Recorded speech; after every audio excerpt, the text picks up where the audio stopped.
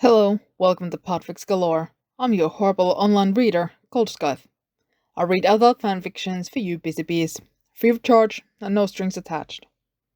Today I will continue reading the Silmarillion fic from Archive of Our Own, called The Rescue Party by Aeolian Sands.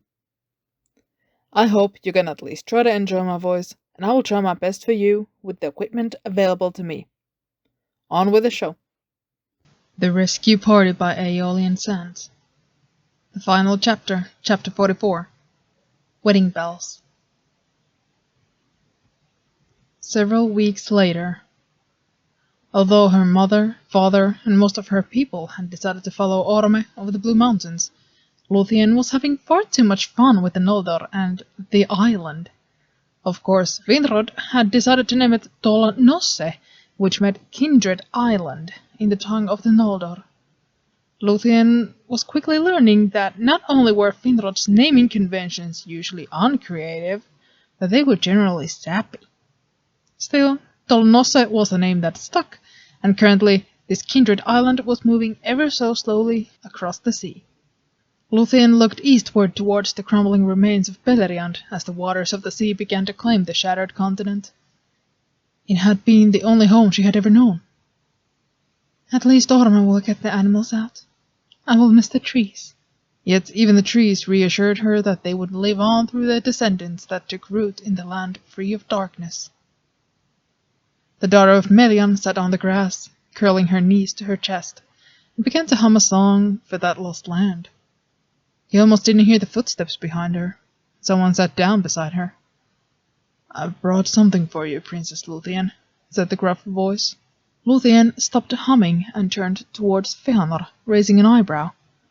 The Noldor was dressed in a simple tunic, although Luthien noted that it was blue instead of his usual red, and that it had some gold embroidery. "I owe the other one to my wife. I was hoping to surprise her, but this one is for you." Luthien watched as Feanor pulled something wrapped in white cloth out from his tunic. She gasped as the cloth fell away to reveal a gleaming Silmaril. "You saved more than my life, Lady Luthien. You saved my Fea. Well, I want to say I'm only giving you this so that if it breaks again, you could just sing me back together," he laughed. "It is because I can think of no better way of expressing my gratitude." Luthien realized at once that she could not. "No, my lord.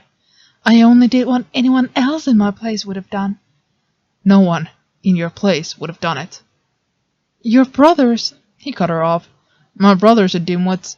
No stranger would have done that for me." He placed the gem in her hand and then stood and bowed. "Thank you again, Lady Luthien. You're always welcome at my home any time. If ever you need anything, only ask." He winked. "Just be a little wary. Sometimes my family, we get a little carried away." Maedhros found Maglor in a clearing next to where the most of the Noldor were building temporary town. His brother was stringing a small harp. "I've heard some stories, Gano." His brother continued his work, not saying anything, so Maedhros continued.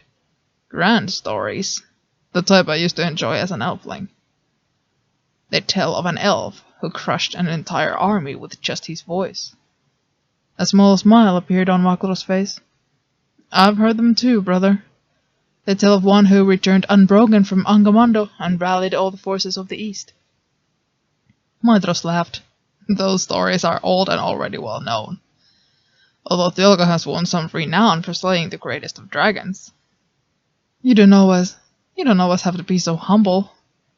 "You don't always have to be so humble," Maglor answered, tying off the last string. "I'm glad your time as hostage hasn't changed you at all. You are still as much of a grump as always." "Hey!" "But truthfully, you fared all right?" Maglor chuckled. "Lady Melian can be a strict teacher, but I had much to learn from her. I still have much to learn. Actually, Nelio, I'm thinking of going back." "Going back?" "Not now. I want to save for Aganaro and Andret's wedding, but Endor still calls me. I feel as if my time in the East has not yet come to an end. There is much I still need to learn." Maedhros found himself smiling. "What?" Maglor asked, sounding quite uneasy. His brother slapped him on the back. I've been waiting for a long time for this. For what? For you, Gano, to finally stop wallowing in unjust guilt and do something for yourself. If your heart is telling you to go back to Endore, then you should. Just leave your guilt behind once and for all. Maklor shook his head. Melian was strict, but she wasn't quite as blunt as you. Besides, this is the pot calling the kettle black. I know, Maedhros admitted. But now I find myself thinking that we can try. We ought to try to live a better future, or else we have no gratitude for this undeserved second chance. See, pot, Maklor motioned with his hands. Black. You carry as much guilt as I. Maedhros almost wished there was snow on the ground so he could pelt his brother with a snowball once more. Well, if it isn't my least favorite cousins. Both turned to see Finrod strolling towards them wearing only a light white shirt and pants that cut off at the calf. The worst. I am offended, Maedhros replied. Where are your shoes? You're right. Turko and Kurvo certainly get that spot. Wait, Finrod declared as if realizing some epiphany. No, it's Turu. He is the worst for that little secret city stunt. Oh look, another black pot, Maklor declared. Didn't you have a secret city too? No, he's the crackpot, Maedhros said, pointing to Finrod. Excuse me? Finrod asked. Maklor snickered. Finrod grabbed both of them by the arm. That's it. Time for a dunk in the ocean. I don't remember the last time I enjoyed the surf. Maedhros reluctantly allowed himself to be dragged all the way to a wide sand beach. To his surprise, Angarata was lying in a heap in the sand. Oh, hi, Findulas waved. Don't worry, grandfather is all right. He's just a little mortified right now. Only because the girls beat him in surfing, Celebrimbor declared from where he was making a sand castle that stood taller than Feanor.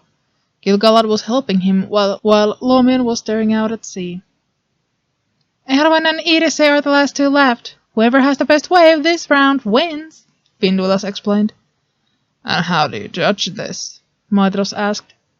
Easy, just whoever doesn't end up taking the ocean to the face. She nudged her grandfather with her foot. Angrod just groaned. Hey, you weren't supposed to start without me, Finrod complained. They're off! Gilgalad shouted, and Maedhros looked up to see Erwan and Aradhel both surfing one large wave. He smiled. He already knew who was going to win. Aradhel was tough as nails and a competitor, but Erwan had the sea in her veins. He watched, amused, as his cousin attempted to spin off the crest of the wave, only to miss the landing. Erwan, however, glided gracefully across the water, shooting through the tube of the wave when the waters fell over her head. His aunt surfed almost straight to the beach and hopped off the board. Don't tell me he's still crying, she asked. I am not crying, Angrod sat up. You're sulking. It's okay, brother. Emma is the second best surfer in the family, Finrod said. He suddenly glared at him. When Aradhel stumbled to shore, Erwan pointed at her board. Take it. Now, she ordered. Oh, this I could see, said Aradhel, letting her cousin take the board. She wanted to sit next to Maeglin as Maedhros and Maklor watched, highly amused as Finrod took to the sea. How many flips will Uncle Findarata perform? Findulas asked. At least 8, said Maedhros. Fingon, Finarfin, and Fingolfin were wearily eyeing each over a small wooden table that had been hastily yet expertly crafted. The silver crown of the Noldor sat in the middle. I only became king because Atar was... He was dead, Finarfin finished for Fingon. Indisposed. Thus the crown is not mine to claim, nor do I wish to have it. Son, Fingolfin began, putting a hand on his shoulder. My time has already come to an end. The people trust you. You are well loved by all, and have been a far better king than I. Not true, Atar. You have grace, wisdom, and kindness. Uncle Arfin weighs all of these things. Finarfin immediately put his hands up. I was king in Valinor for 400 years. I do not... Yes, and the people in Valinor trust you too. And you are the elder. If Atar is so reluctant, then there is no agreement. I will follow you as my king, uncle. You were the wisest of us all, and did not fall under the doom. My son speaks the truth. Finarfin set his head on the table and groaned. Fingolfin patted him gently on the back. Come now, Ara. Nara and I squabbled over this thing for so long. He gestured at the crown. Perhaps the two of us make good wartime leaders, but now is a time of peace, and you have always thrived at peace and diplomacy. Findagana is also good at peacekeeping, Finarfin protested. Fingon stood. You also never relinquished the crown. You are still king in Tirion. I attempted to. I just won badly, he said, lifting his head up. Exactly, because you are supposed to wear that thing, Fingolfin declared. Traitor! Finarfin hissed. You would force your brother into a life of paperwork and misery? We should get Maedhros to do the job. He's the one with the right head for it. Unfortunately, it is probably a bit too soon to put a Feanorian on the throne, Fingolfin answered. How about this? Fingon declared, reaching for the crown. We keep the status quo as much as possible. I will continue to be king up until we reach Aman, and from then on Arafinwe shall be High King of the Noldor in Valinor as he already is. Finarfin looked at his brother, then nodded after a long moment. If that is the way it must be, then so be it.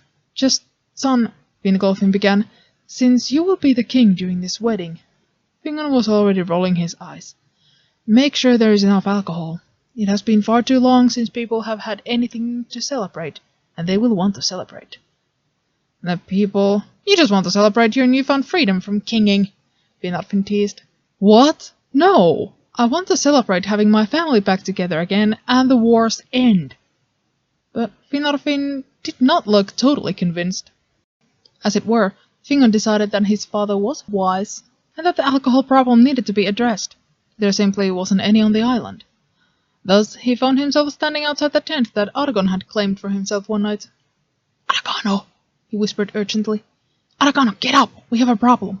The tent's flap opened, revealing Aragorn with his hair unbound and wild. What is it? Has Dorogana drowned? No, it's the wedding. But that is not for several weeks. It isn't even your wedding. No, I'm worried Dolnosa doesn't have enough supplies.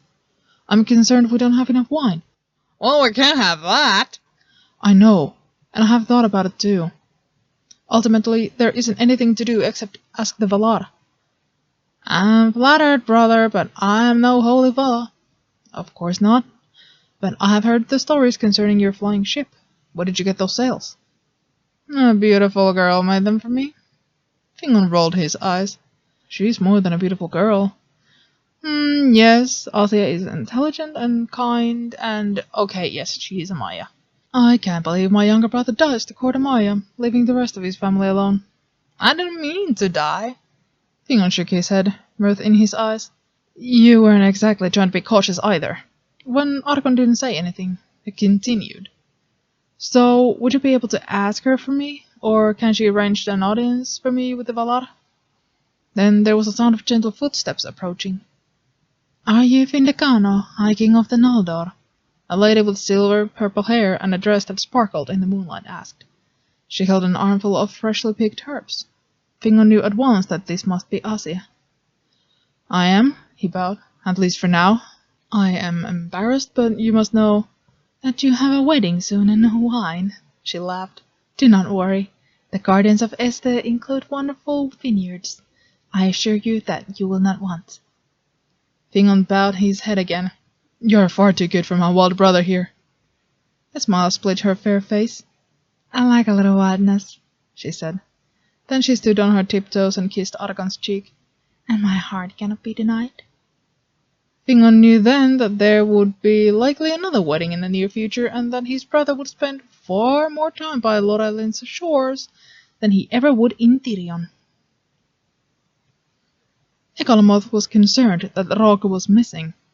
He followed the sound of flute music to find Ecthelion sitting in a tree and playing for young Lindir.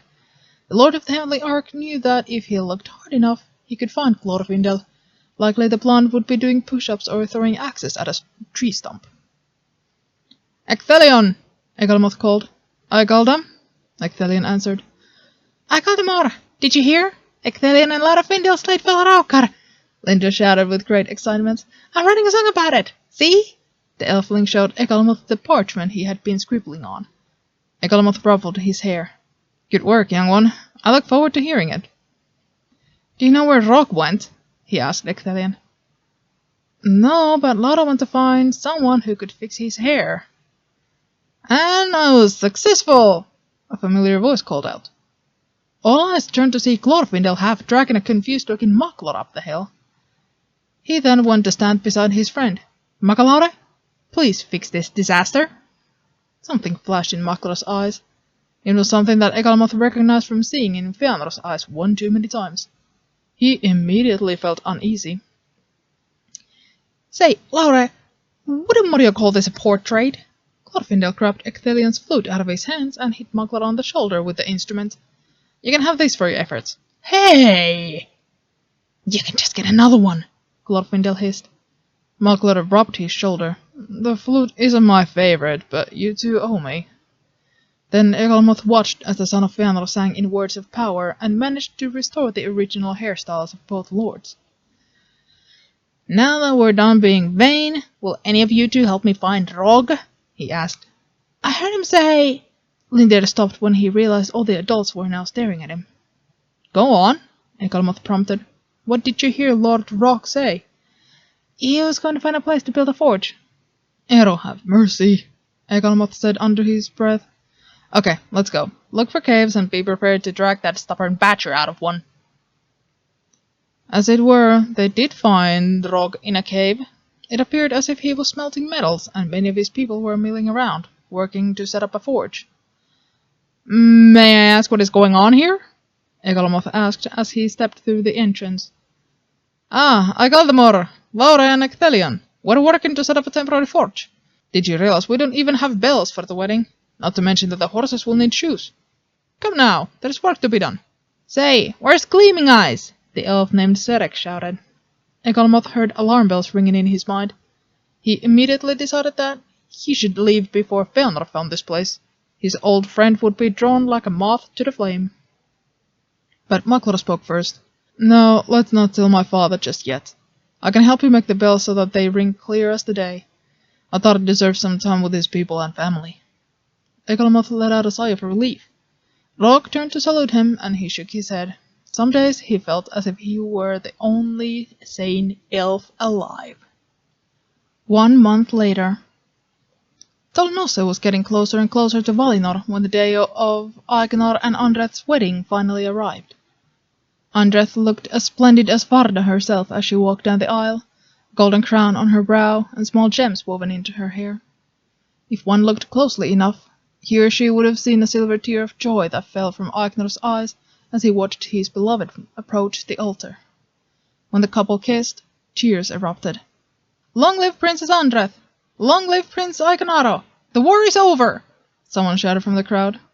The new bells rang in a joyous song as Aegnar swept his new bride fully off her feet. Everyone was throwing flower petals onto the aisle, some, such as Kelekorm, a bit more enthusiastically than others, and it can be said that there have seldom been merrier times in all of Elder Days. The revelries continued long into the night. Elenve and Turgon proved themselves the most capable dancers of the Noldor, while Curofin was certainly the worst. Makalore very nearly sang himself hoarse, and Fingon played the harp so long that his fingers were bleeding by the end of the night. Not that he cared. No one cared, because the dark days and the doom of Mandos had finally ended. At one point, Gil-galad, who was only half-elven and therefore probably a bit more tipsy than the rest, had stood on his chair and announced that there should be a group hug. Poor Finarfin was nearly crushed in the ensuing melee. The hug quickly descended into a wrestling brawl. Priceless gems, circlets, and rings were discarded to the side. In the end, it was Vingolfin against Nerdanel, which should have surprised no one, since this was wrestling and not a duel with swords. Mahtan's daughter nearly won too. Still, Kelekorm was a little bitter about his mother beating him and asked for a rematch. He lost just as badly the second time as he did the first. Having a bit too much wine at this point, he declared that he ought to pick up sculpting instead of hunting, which was making him too skinny. Ardonis was the first to escape, and no one except Luthien knew that it was to write letters to a certain Sindar lord. As for Luthien herself, She had found a tall tree and was enjoying watching most of the madness from up there. That was until Maedhros and Maglor had found her and dragged her down, saying that dessert was going to be served soon. While everyone was sprawled across the grass in various states of happy exhaustion, enjoying the sweets and the last bit of wine, Fëanor crawled to Nerdanel's side. "You haven't given any sort of speech," she said. "No, it's not my day. I am sure I will have time for speeches in Tirion." She kissed him. "I like that," she whispered. "Perhaps you will like this more." He pulled out the last Silmaril. "You have always had a piece of my soul. This is yours." She took it, but barely looked at the sparkling gem, only kissing her husband again and whispering in his ear, "I care not for gems, only that you are with me again, and our children too." And somewhere by the shore, Anara was telling Fingolfin the same as the starlight danced in her eyes. Finarfin and Eärwan were dancing slowly together away from the crowds, somewhere on the forest edge. Even a ragged wolf that had refused Orome's call had found her way to the island, and in the darkness she had found her cub again. Gilgorm was perhaps in for a surprise. Eonwe overlooked the party with Osse from a tall mountain top near the center of the island.